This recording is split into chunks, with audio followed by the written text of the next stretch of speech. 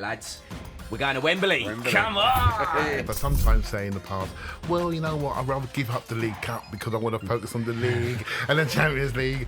But if you saw me pogoing in the stand last night... The truth is, and you know this, Clive, you know this, Brighty, Arsenal are favourites at the moment to win all four of those competitions. Those people that say that Arsenal are boring themselves. I'm not sure how liked Mikel is in the wider world, and it sounds very like cheap analysis, but I think it's true. I think people are happy to see him fail. I think it's news if Arsenal don't succeed. And so it's important that we stay focused on the actual job. I think we're the best team, but we still have to do it.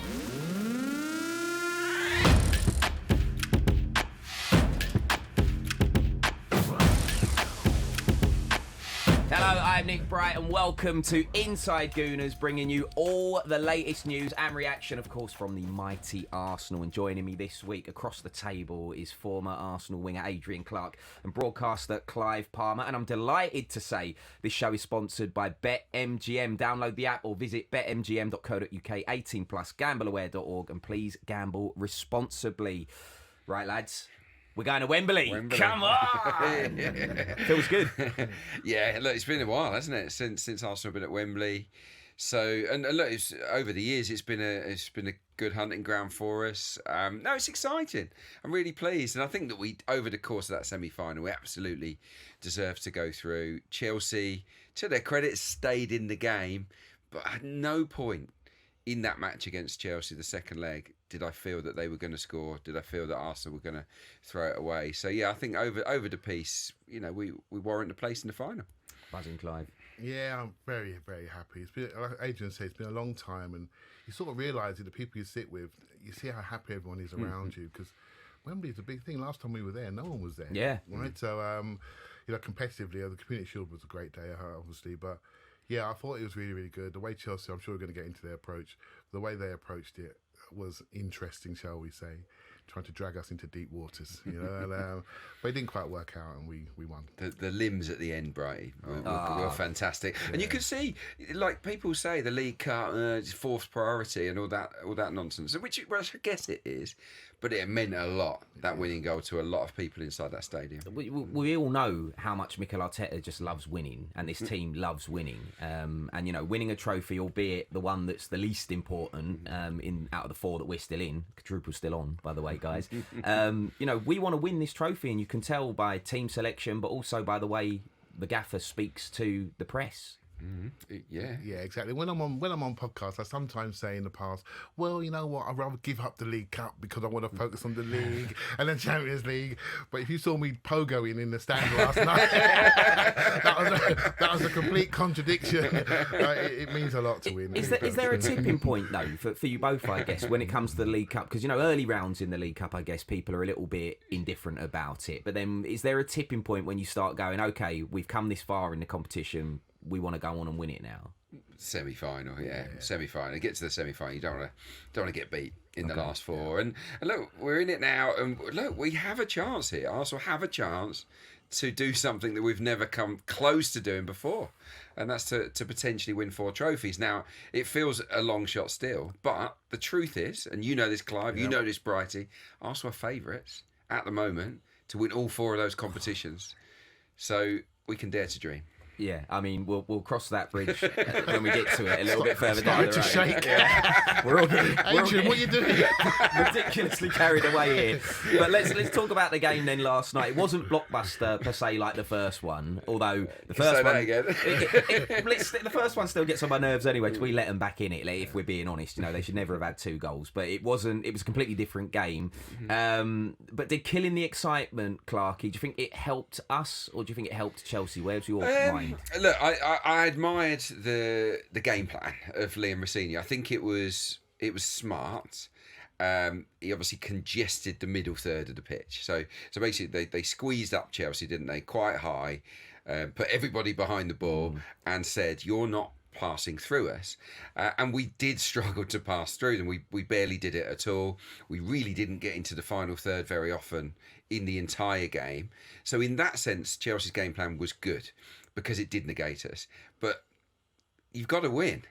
and they didn't win, and you've got to score goals. And I think he flicked the switch a little bit too late on the hour mark. He went to 4-3-3, and then a few minutes later he went 4-2-3-1, and you thought, right, they're really going to go for it now, Chelsea, and they didn't.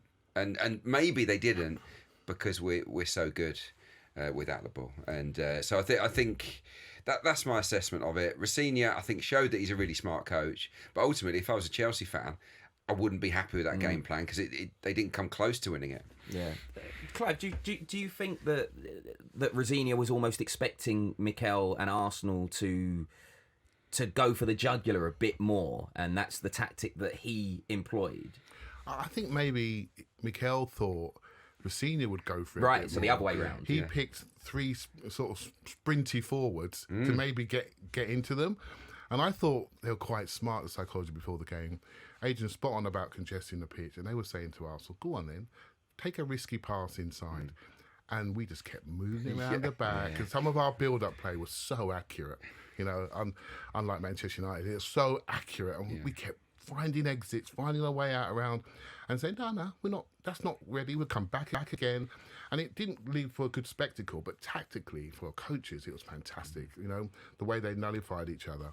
And so, I think Rosenior, for me, it showed me something, Age. I don't know if you agree with me, that all these coaches now want to test themselves against Arteta. Yeah. They see him as the benchmark. So what can I do to get close to him? What do I need to change my plan? This is a huge compliment to us. The rest of the world is not seeing this, but it will soon become apparent how the coaches respect him so much. Yeah, I think...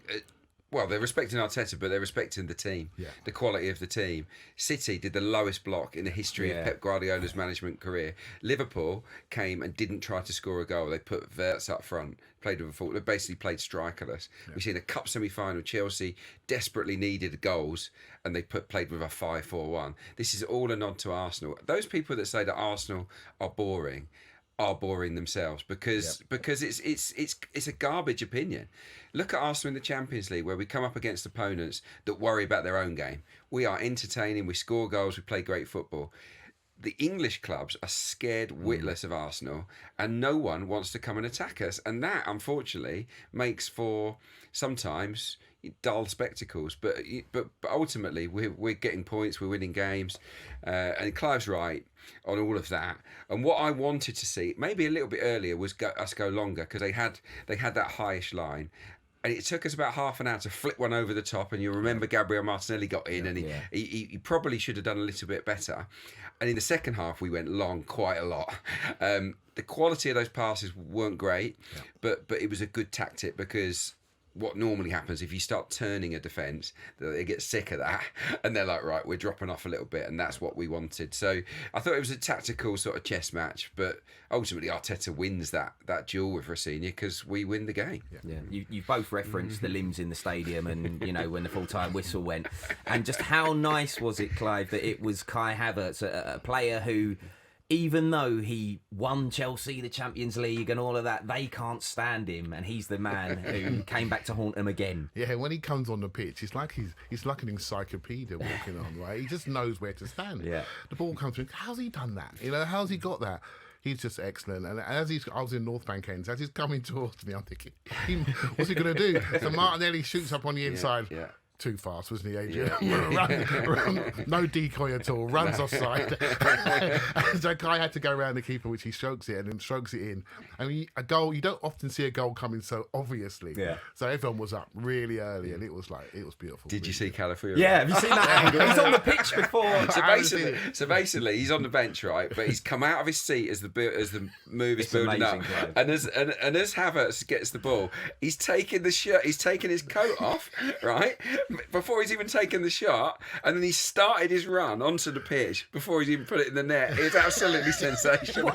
Genuine question. I mean, I don't know if you know the answer to this, Clarke, but are there rules around that? Like, can it get disallowed if someone sees that? I don't know. Now you're testing me. I don't know. No idea. I feel like we've grassed him up, although it's all over social media. So I don't think they can replay the game now. Yeah. I mean, and if they did, we'd win via a penalty, wouldn't we? Because we absolutely should have had a penalty. If they're going to replay replay things, they need to have another look at that, and because that for me was one of the.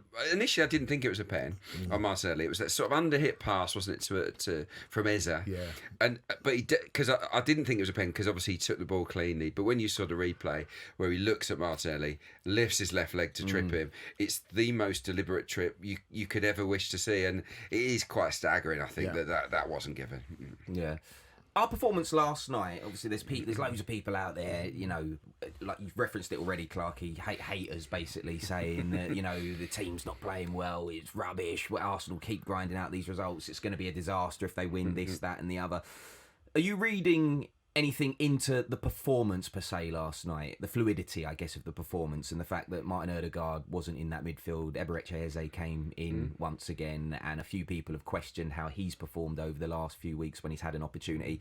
Are you looking at the performance last night, or are you just focusing on the result? At the time, I was looking at the performance because I wanted a little bit more. I thought it reminded me too much of the United and Liverpool games in terms of our tentativeness to play that pass between the lines, because we did it at Leeds, didn't we? We did it really nicely at Leeds, really brave, and we played great. But Clive touched on it earlier. It was, we're not going to risk it, because that is exactly what Chelsea wanted us to do. They wanted to pack that midfield so that as soon as we played it in there, they'd steal the ball and they'd get chances. And we really, I think over the course of the game, I think there was one chance that we gave them. And that was the Enzo curler that drew the save from Kepa. Now that came from Madueke on the right. Saliba made this underlap, a crazy underlap, while Timber was in midfield. I'm like, what are you doing? Because this is in a no risk performance. He's taken a very unnecessary risk there. Madueke plays it inside. We lose the ball. Bosh, our right back, right centre back are out of position. Enzo gets free, nearly scores. But that was the only time, and I think the discipline of our performance was pretty smart. I mean, Adrian's bang on. I remember that Madueke pass his side, and I thought, oh no, this is it. Shot was good. Keeper makes a save, but then after, you can almost tell. But it was time to go longer. It was time to make them defend. We were letting them get away with it back there. Their back line is not great, and they were having a good time just looking at the game. Once we started to put it on them a little bit more, I thought the game fractured, and I felt a lot more encouraged. So I thought we did exactly the right thing. The difference between Liverpool and Manchester United was we had the lead already. And so it almost turned it away from being tentative, say, you know what, I know what you're trying to do here.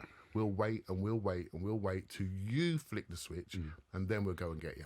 So well, as we sit here and record this, we don't know who our opponents are going to be. It's likely looking like Manchester City because they're 2-0 up at the moment.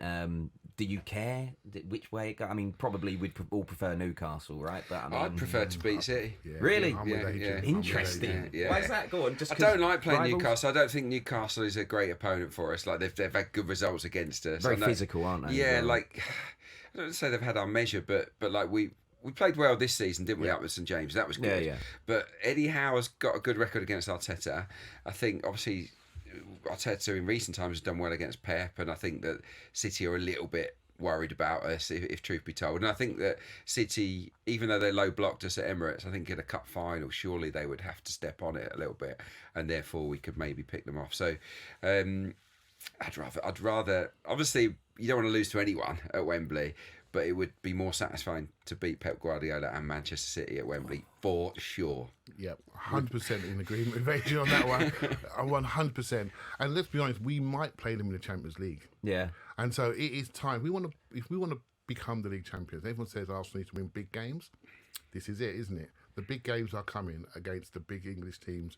So we have to do it, and I can't wait. I want it to be City. Right. I want it to be City. It's time to turn a page, isn't it, in history? It really is. It's funny how things change, isn't it? A few years ago, there's no way we would have been saying that, and now you're relishing the chance of playing them. It's really important that you leave a message on the game.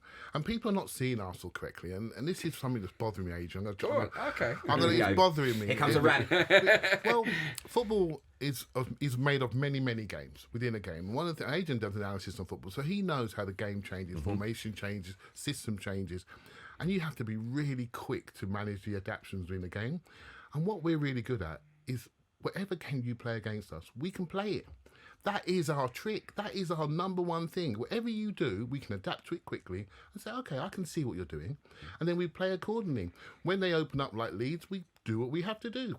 So I don't think it's been recognised yet, and it won't be recognised until we win something. I understand that. But when we do, this team will be given its proper flowers. Oh, I like that. Well, let's talk about Leeds, because it's been a fantastic couple of days for Arsenal, because there's a lot of noise, and there has been all season, and I get that when you're at the top and people are chasing you, but there's been a lot of noise. How important was it for us to just silence that with a 4-0 victory and a clean sheet up at Ellen Road, which is a tough place to go? Yeah, it was convincing, wasn't it? It was just a convincing performance.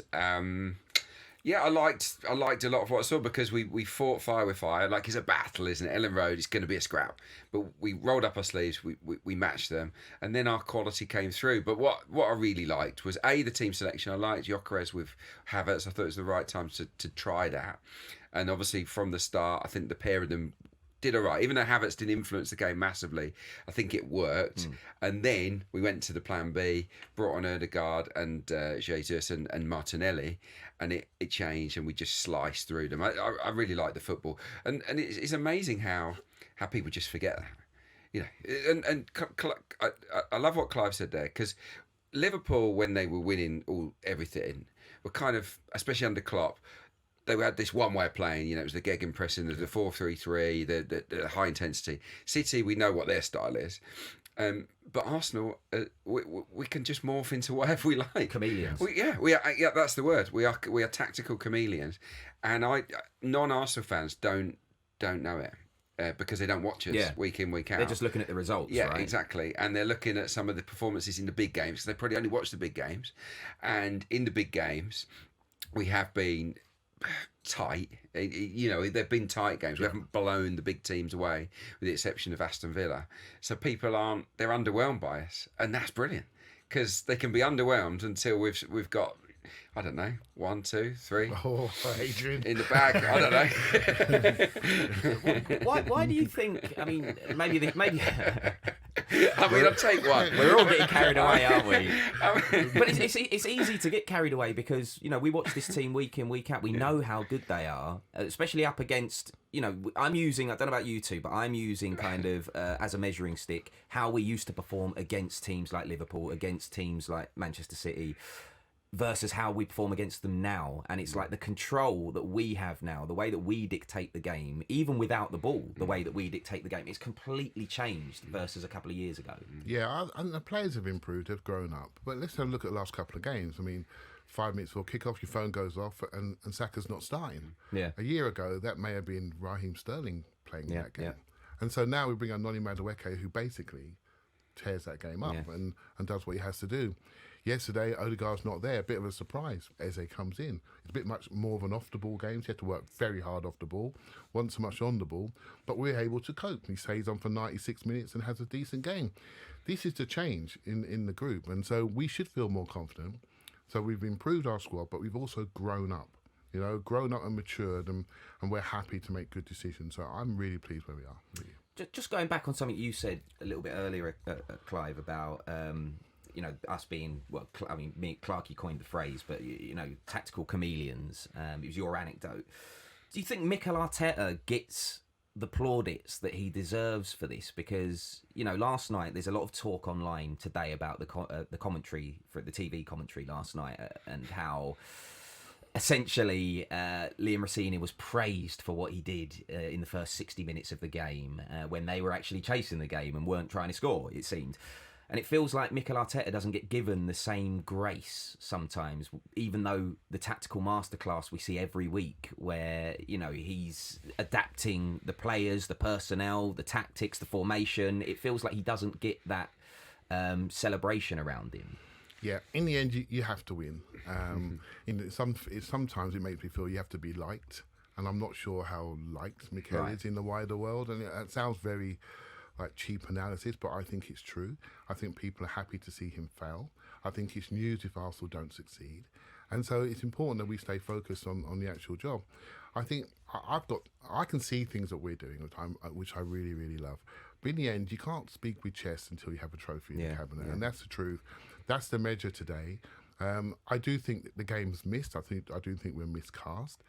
But it doesn't matter what I think. We have to go and win. And then we're on the path, and this has been growing for 2-3 years now, and we are here ready to win. And I think we're the best team, but we still have to do it, right? So I'm holding fire, shall we say? Yeah.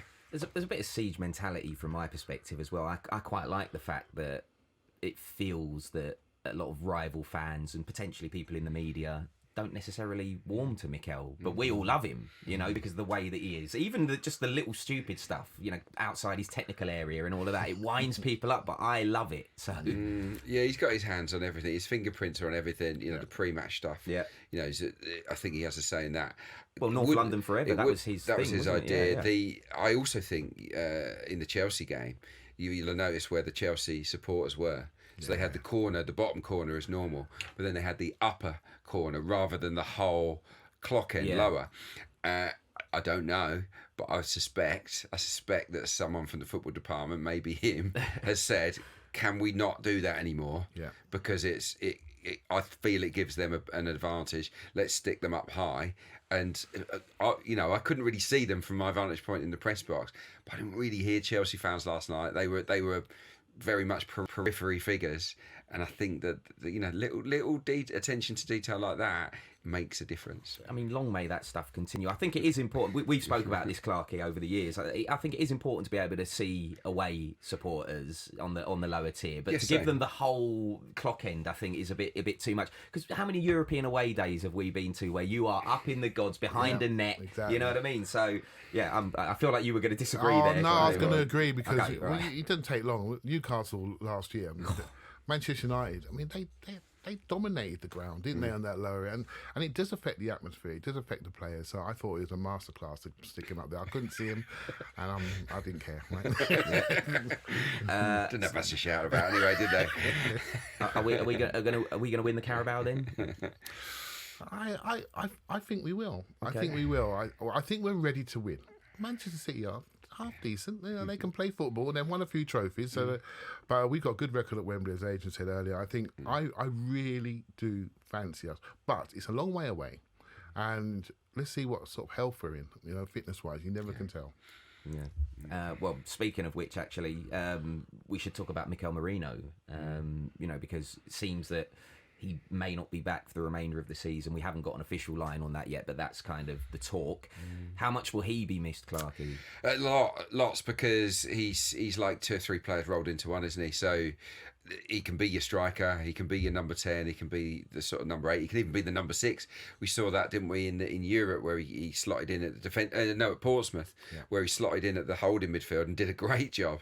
So he is a manager's dream, really. Had the armband as well in Portsmouth. Yeah, he's a manager's dream, and like you say, he's a leader.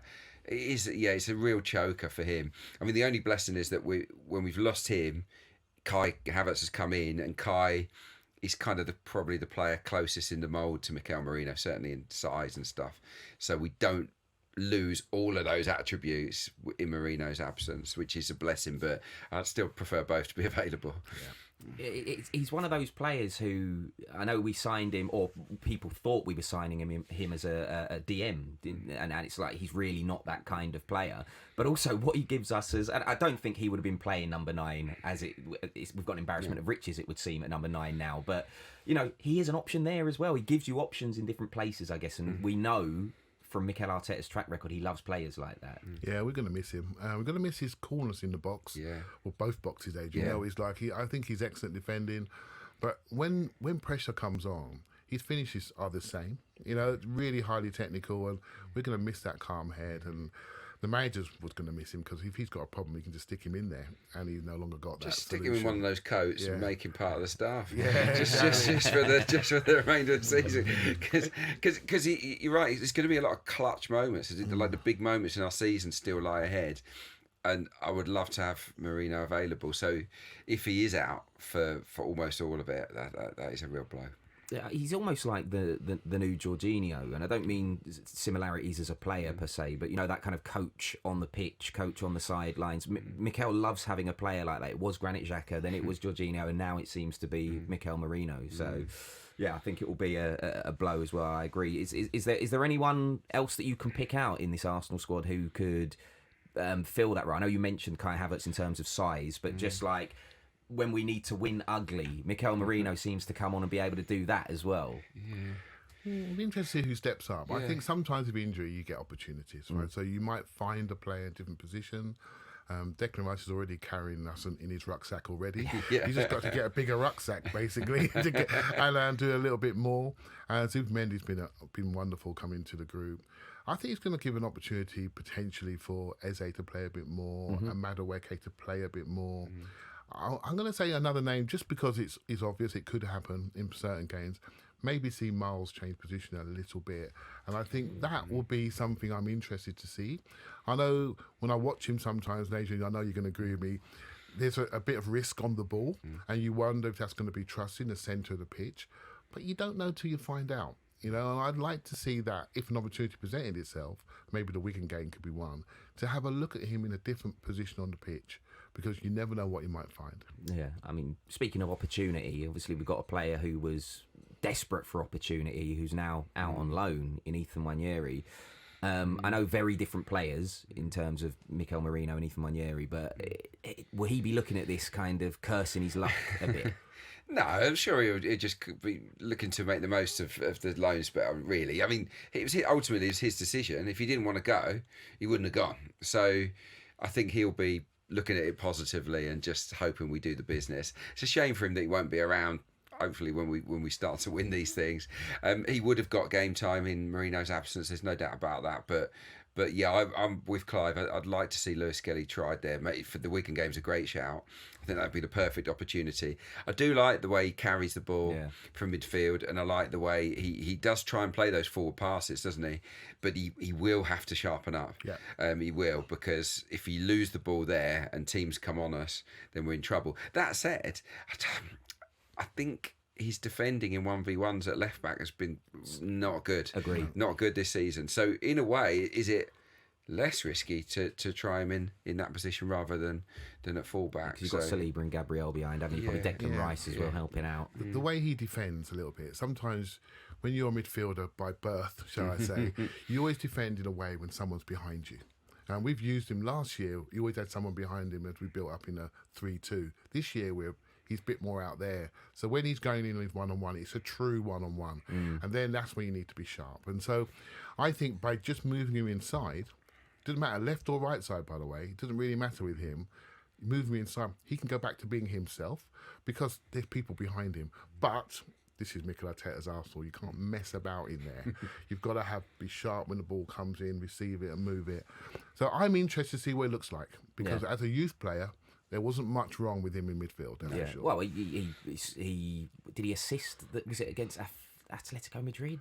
He went on a marauding run, didn't he, through midfield, and then so we know he can do that. Well, it's why he was one of the most highly rated tail end players in a generation, was as a midfielder, not as a left back. Yeah. So I think this is crying out for him, that experiment to be given a go. Do you know what's interesting? We're talking about the midfield and an injury in the midfield department, and we're talking about bringing Lewis Skelly, who I know was a midfielder, as you just say, in the academy, out of where he's been playing, putting him in midfield. We're not even mentioning Christian Norgard here. I mean, he's come in the summer, probably going to get more minutes now. What do you make of his signing, and do you think he's going to get those minutes? I think he played well recently, didn't he? Was it a Kairat game? I know Kairat is, Kairat is Kairat. It's not the highest level of European football, but I thought he was really good in that game. Made a lot of incisive passes. Didn't do anything wrong. No, I think he's warming to the task. He's probably feeling a bit more comfortable as an Arsenal player now. Because probably initially, I reckon he might have had a bit of imposter syndrome coming from Brentford. He's never played, for a huge club like this. Yeah. And I think he just wasn't quite himself. He's well into his time here now. I think he could be really important in certain games. What I liked in this Chelsea game, by the way, is that Mikel Arteta did not make a single defensive change. So that I think was interesting in itself, because Arteta is very prone to go into like a 5 at the back and just shutting up shop. He didn't do that, so he really did. That tells me he had full trust in that team, but that sooner or later one or more of those guys will get injured, and he'll have to make the change. The Rice and Zubimendi are the big ones. If we lose them for any period of time, everything changes and it puts a lot of pressure on an Norgard, doesn't it? It does, Yeah. it does. I must admit, as you mentioned about the back four, I thought Hincapie was unbelievably good. I thought his energy to get out to the man was consistent, and I've been a bit interested about him up to now. I think it's been a little bit. Oh, he's been good, but I want to see a bit more, and that more came last night. I thought it was excellent. Yeah, I'm glad you brought up Hincapie. I'm still not sure. Like there's loads I like, but I still feel he's a bit wild or a bit ragged. Yeah. And that he's going to give a foul away any second. Yeah. And in this game, he didn't give as many fouls away as I thought he would have done in the way that he played. He just about stopped himself. But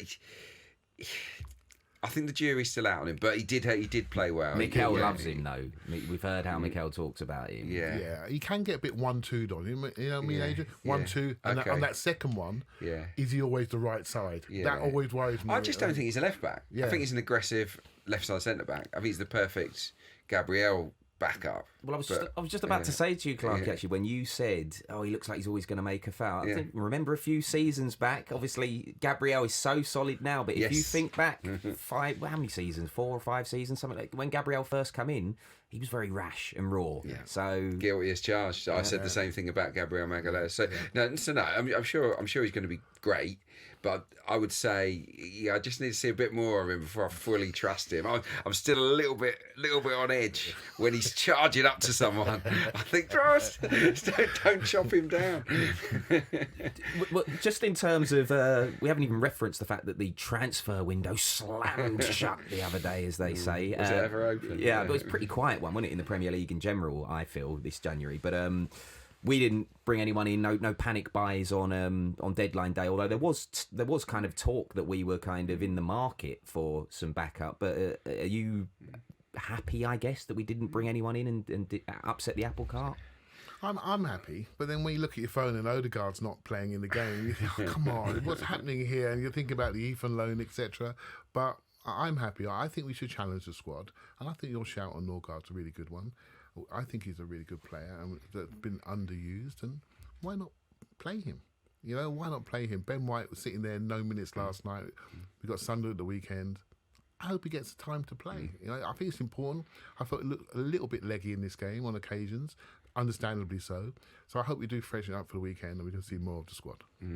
Yeah, it was interesting against Chelsea. Neither fullback really went into the final third at all, and that, I guess that's instruction. It'll be a really different sort of game, won't it, against Sunderland?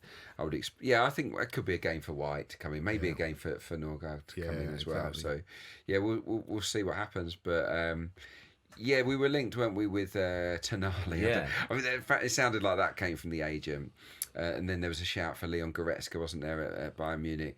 I'm not upset about the fact that we didn't really pursue either. I'm sure we'll get plenty in the summer. I think there might be a bit of a rejig this summer, no matter what we do. Yeah, I think there'll be a few outgoings and a few new faces next year. Yeah, I'm looking at. I think we've got enough, but there is still this nagging doubt that you always have, where you want more, especially because I don't know if you said there's a clip of Declan Rice on one of the post-match interviews. I don't know which network it was for, but he basically just says, they say, "Oh, how you doing, Dec? How you feeling?" And he says, "Oh, I'm knackered," and it's like, obviously there's so many games coming thick and fast, and it just makes you worry. He's so important for us, Clive. He is important, but it was a psychologically taxing game last night. It really was a game for the brain. And maybe not so much for the meters run. I know Adrian can find that out for me. I'll tell you what, League Cup games are tough. Not the same level of data available, I'm afraid. But yeah, it felt like a psychologically taxing game for the fans and for the players. And so when you come off a pitch and you get that last minute goal, that feeling of, we've done it. And I do, but Adrian's right. I think those two players, Mendy and Rice, is the risk that we carry. And so it's time for us to see more of other players in those roles to make sure they're there when it really counts. Yeah, just before we do our Sunderland preview, then, is there any worry around Bukayo Saka? Obviously, you referenced the fact that he got injured in the warm-up against Leeds, wasn't involved yesterday. Are we worrying yet, or do you think we've again got enough about his fitness or form? Well, yeah, just I guess both to a degree, because some people have said the form's not necessarily where they want it to be, but it's more of a case of if Bukayo Saka got injured last season, there would be alarm bells ringing, and I feel less so this season. I would always have him in my team. I think he's undoubtedly still the undisputed number one. I don't see. It's going to take an awful lot for Madueke to usurp him, in my opinion. That's one moment in this game against Chelsea where we actually had a 3v2 in the box. Timber was in there, and he he beat his man brilliantly, and then put the cross into the goalie's arms. And there's little things that you think Saka's the guy. And I know Madueke delivered at Leeds, and he was great, but I think Saka's still the main man. You look at the numbers as well. I think the whole chat about his form is a bit overblown. I think he's been good. He hasn't been amazing, but I think he's been good. Yeah, I think it's a key reference point for us. We can go into him, and when he goes in, it's just locked up. He's put in his pocket that ball, and then he lets it out when he's ready, and he holds off his bit, and you can go in, and we're so secure with that. If sometimes when the middle's blocked, you need somewhere else to go, and you can always go there. And so, I think he understands the season now. I think last year getting injured taught him something. It's not about overextending yourself when it doesn't matter. It's about extending yourself when it does matter. In that dead Wolves game, remember that, Adrian? When everyone was flat, he was the one player that was on and hot and dragged us over the line to win. And that's what really matters. I think he understands the course of a season. I'd like to see him be a bit better, but I'm not worried about it in January, February. I want us to be better when it counts. I learned a lot from those PSG games last year about being fit and in condition in winning time. That's what really counts. Yeah, peaking at the right times, like an Olympic athlete, isn't it? 4-year cycle. You've got to be there when the Olympics rolls round. Yeah. Right, so we got Sunderland on the weekend then. Surprise package, Clarke, this season. A lot of people had them, to go down, get relegated. That's definitely not going to happen. They've been really good. Tough test for us earlier on this season, all up at the Stadium of Light, although I feel like we could have won that one myself. But how are you feeling ahead of this one? I'm confident because Sunderland's away form's been quite patchy. They are an awkward team. Regis Lebris, the manager, is a really smart coach. He's, if Liam Rossinius tries to be clever, which he is, so's he. He's smart. He'll go different formations. He played 4-4-2 against Man City, which not many teams would do. Throwback. They've done 4-2-3-1. Last time out against Burnley, they went 5-4-1, and they completely outplayed them. I do wonder if that was a little prelim ahead of going 5-4-1 against us. Right. By the way, there was a stat, and I wasn't aware of this. I found it out yesterday. Arsenal are now unbeaten in 21 matches in all competitions against teams that set up with a back 3 or 5. So a lot of teams are choosing to do that, but not a lot of teams are actually beating us when they do that. So even if they go with that back 5, I would expect us to break them down. But yeah, they're good. They're direct. Enzo Lefebvre is a good technician. Brian Brobby, great name, is a bit of a handful. They've got Ballard, who's a really resilient defender. I like the right back, Mukiele. He's got a long throw. So they've got little things that can hurt you, but when all's said and done, it should be like the Leeds game. You win the battle, and then your quality shines through. Yeah, and it looks like Granit Xhaka is going to be missing. He's going to be denied a return to the Emirates, which I think is a bit of a shame because I think he would have got a really good reception at the Emirates. But in terms of what that means on the pitch, that's a good thing, right? Yeah, it is, and I think Sunderland have shown how to attack the Premier League. I mean, they got up last year, and to be honest, they got lucky maybe to get they up. were rubbish at the end of last season. Yeah, they got lucky to come up. But once they've got there, they have done it right. They've invested really well. They've got a good coach. They like Adrian said, they've got different systems. They've got an identity. They've got their home crowd with them. Yeah. And they're there by right. And I mean, there's a real success story of the Premier League. But again, we are suited to those type of teams. Without a doubt. We have the physicality. We have the fullbacks, I think, to take them on. And so, I think we will stress them and we should beat them. And after the game against Chelsea, I think the stress has left the crowd a little bit. Yeah. I felt in the game the crowd was really, really supportive. I did, it was different, wasn't it, Adrian? It was different. And I think a moment has been turned. And I think come Saturday, it's going to be good fun. See all the people that you saw last night. But Mikel did put a message out to the fans, really, didn't he? Did you see that in that press conference where after the Manchester United game, where he basically said, like, we're going to be brave and, and all of that? I feel like that was a real message to the fans, and that's what a lot of people are saying, and that resonated. Last night we saw it against Leeds. We definitely were more adventurous, more courageous. Less so against Chelsea, but that's a one-off game because of the game state. I expect us to go for it against Sunderland. Sunderland are really intense. They're fit. They'll run all day, and as Clive rightly pointed out, they actually will go for it at times. So when they attack, they'll properly attack us, and that is why I admire what they've done. But hopefully that plays into our hands. And I'm sure we will all have more than half an eye on what's happening at Anfield because City face a trip. Is there a game on? Yeah, right. So again, it could be. Look, we've had so many opportunities in the last month, haven't we, to extend our lead, and we keep on not messing it up, but it's like that's football, right? And this feels like, look, Liverpool could do us a massive favour. I'm singing here. "You'll Never Walk Alone" at the kickoff. I mean, is this what it's come to? Last week we were, I don't want to say cheering for Spurs, but we were looking down the road and thinking, and now again, our title rivals last season. We're looking at them and hoping that they can do us a favour. Yeah, well, I worked on the game against Newcastle. They still get at-able. Like, Newcastle had some really big chances in that game. But this Ekitike-Viets combo is good. He's really good. Ekitike is some player. He can cause City all sorts of problems, I think, in the game. But yeah, look, it'll be fascinating. Look, if City can win at Anfield, then they deserve to be in the title race. I don't know whether they will. Let's see. Yeah. I don't think they're going to win, but it didn't really matter, right? In my heart, all we want is a 28-point gap. Because that's what we really want. Would you relax even then? Well, I'm not sure. That's what we all want, isn't it? But I just want to see us attack Sunderland on Saturday properly. Yeah. And then we can sit back and enjoy this game and see what happens. If we keep doing our job, I'm still frustrated about the Nottingham Forest 0-0. Yeah. I'm honest with you. That's the one. That's the only one that really frustrates me because we're better than them and we didn't take our chances. Everything else is just part of the game, right? So I do our job on Saturday and sit back and enjoy a roast watching that. Yeah, sounds good. Been quite an intense period the last few weeks, just off the pitch and on the pitch. A couple of intense games. Chelsea, not easy, going to Ellen Road, not easy. Do you expect to see personnel changes against Sunderland, or do you think Mikel will keep it pretty similar to the Leeds game? We got the Brentford on the Thursday, haven't we? Yeah.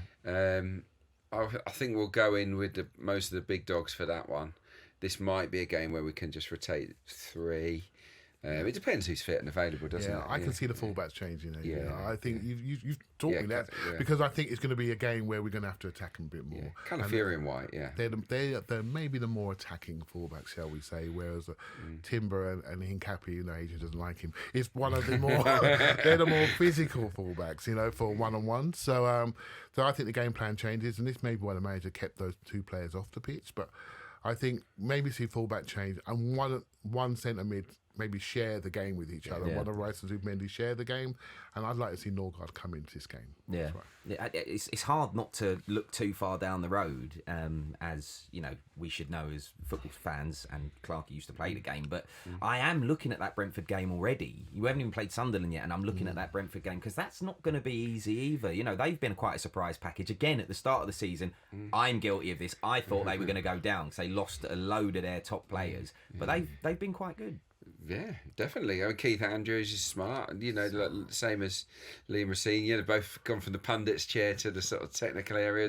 Next, mate. They've done very well, and that ship might have sailed. But but they know what they're doing, and I like the Brentford identity because they don't try and be anything that they're not, and they'll try and rough us up, no doubt about it. But I think we'll be ready for it. It's a big game. Come through that with a win. 6 points in these two games ahead of Wigan, and we are sat Lovely.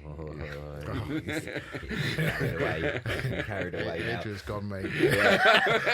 He's on the open top bus. I've been like it all season. Yeah. In the past, I've been like, oh, not sure. I don't want to tempt fate. Blah, blah, blah. I just think we are the best team, and I don't think there's any point in lying about it and trying to downplay how good we are. We are a really good team, and we are better than the others. I think we should all just embrace that. And look, if we don't win, then we've got to look back on that and say, well, we've got ourselves to blame. This is there for us, and I think the team have to believe that as well. Yeah. So you expect the Brentford starting 11 to be different to the Sunderland starting 11, just to... Yeah, I expect so. Right, But okay. it's okay, right? We've got our squad is big enough, and we expect it, don't we? And that is another thing that we do better than anybody else, and that's why we're in 4 competitions at the moment. So let's see how we go. Yeah. I thought you said that's why we're going to win the quadruple. Yeah. I'm close. I look forward to seeing you both on the open top bus. We will all be there. Now it's time for our bet builder with BetMGM. Remember, you can download the app or head to betmgm.co.uk. I'm going to go first, boys, and I am going for Arsenal to score over 2.5 goals off the back of the Leeds result. I know the Chelsea one wasn't exactly a thriller in terms of loads of goals, but 4 away at Ellen Road, I think we're going to do the business. Gyökeres is firing now as well. Come on.